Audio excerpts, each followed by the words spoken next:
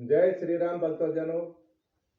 તમારા મારા જીવનની નોટબુક આપણે જાતે ખોલવાની છે. તમારા ચેતનની આત્માને તમે પૂછી લ્યો, તમારા મનને તમે પૂછી લ્યો કે આપણા જીવનમાં કેટલું કાર્ય સારું કર્યું છે અને કેટલું ખરાબ કર્યું છે. એ તમે સ્વયં પોતે તમારા પોતાના આત્માને ચેતનની આત્માને પૂછી લો, તમને જવાબ મળી રહે. કે આપણા જીવનમાં નાનપણથી મળી તમને યાદ શક્તિ હોય એટલાથી તો કાર્ય કેટલું સારું કર્યું છે અને ખોટું કર્યું છે એ તમને જવાબ પોતે મળી રહે. જ્યારે તારે આપણે સુખ દુઃખનું કારણ સ્વયં પોતે જ બનીએ છીએ.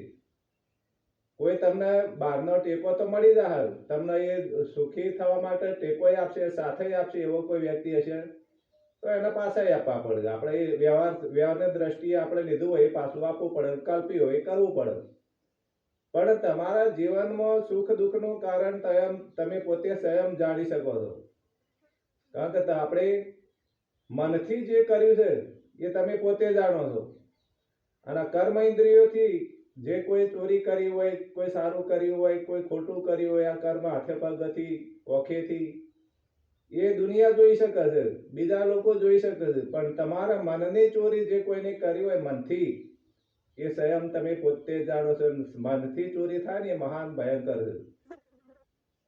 ધારો કે તમારા જીવનમાં સુખ દુઃખનું કારણ ઓળખવું હોય તો તમને બીજો કોઈ દુઃખી નથી કરતો.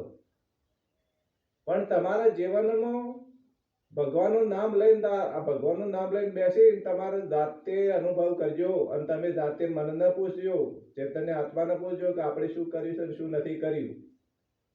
એ સમજવા માટે પસ્તાવો કરવાથી તમારા આખા જીવનની નોટબુક મન ખોલ્યા. આ મન મહાશક્તિ છે તમારી જિંદગીની. તમે જે કરી રહ્યા છો, કરવાનું છે, આગળનું પાછળનું વિચારો છો, એ પણ બધું મન તમને ખોલીને આપે. પણ તમારું ધ્યાનથી વાંચી લેવાનું.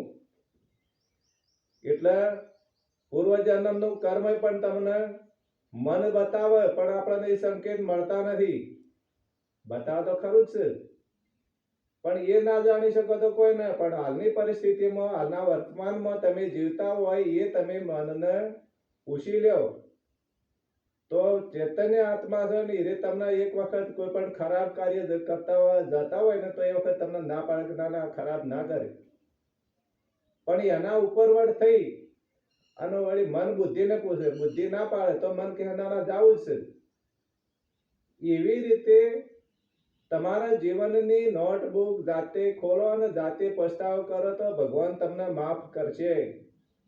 બીજો કોઈ માફ કરવા આવતો નથી.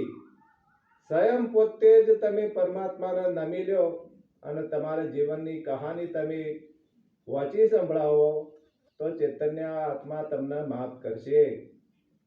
પણ એ દાબીને મત રાખો. તમારા જીવનમાં જે કર્યું હોય પરમાત્માને ચેતના મનથી તમે એ મનથી સાથે વાત કરો તો એ ભગવાન તમને માફ કરે.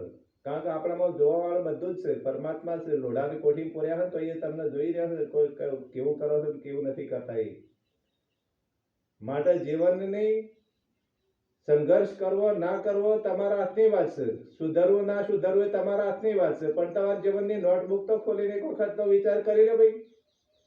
બીજું ના કરો તો કોઈ ને કે આપણે કેટલું સારું કર્યું છે, કેટલું ખોટું કર્યું એમ જોઈ લો બસ. જય શ્રી રામ ભક્તો.